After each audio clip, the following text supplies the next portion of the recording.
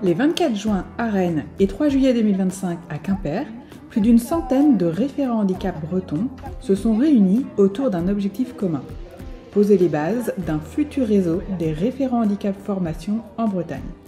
À l'initiative de la GFIP et de la région Bretagne, avec le soutien du Greffe Bretagne, ces 2 journées ont été l'occasion de se rencontrer, de partager les pratiques et d'imaginer des premières réponses aux défis de l'inclusion dans la formation professionnelle.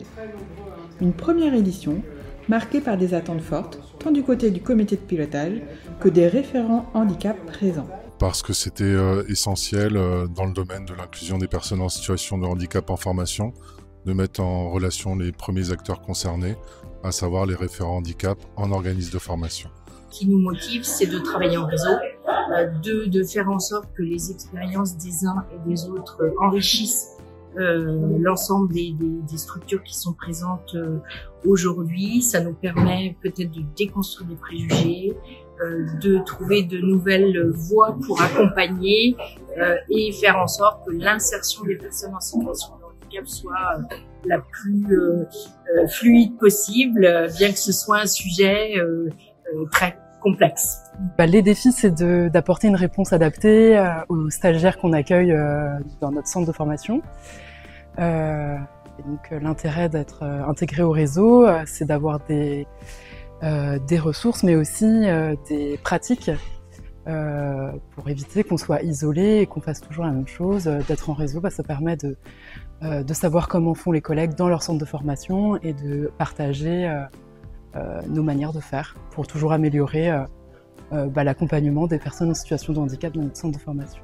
Donc avoir un réseau d'autres personnes qui sont référents handicap pourraient me donner des aides si j'en avais besoin. Parmi les temps forts des journées, un atelier de concertation où les référents handicap ont imaginé, à partir de cas réels, des solutions concrètes pour sécuriser les parcours des apprenants. En groupe, les idées ont fusé, preuve que la coordination entre acteurs peut vraiment faire la différence.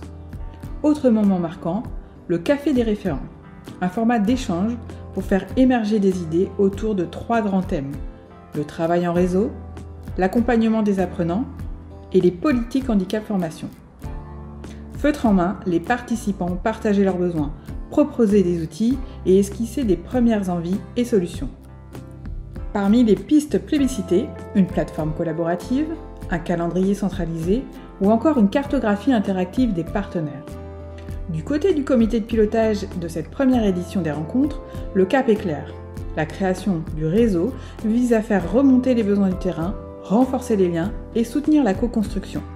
La finalité de ce réseau, c'est-à-dire d'avoir des référents handicap compétents qui soient capables, je dirais, au sein de leur établissement, d'accueillir des personnes en situation de handicap de la meilleure manière et effectivement d'augmenter le taux de réussite et le taux d'entrée dans les établissements. De nous mettre, nous, en situation de responsabilité. Quand je dis nous, c'est l'ensemble des financeurs de la formation professionnelle. Donc, je pense par exemple à la région, à France Travail, à la GFIP, au FIP, mais également à l'ARS, parce qu'il faut aussi intégrer la question du médico-social, de sécuriser le parcours des personnes. En plus, nous, l'ensemble des institutionnels financeurs de la formation professionnelle et de la compensation du handicap, nous mettre en responsabilité de situations particulières qui peuvent être complexes. Donc, ce que j'attends d'un réseau, c'est qu'il puisse nous faire remonter des situations complexes, qui nécessiteraient qu'on trouve des solutions innovantes, nouvelles, permettant de sécuriser le parcours des personnes.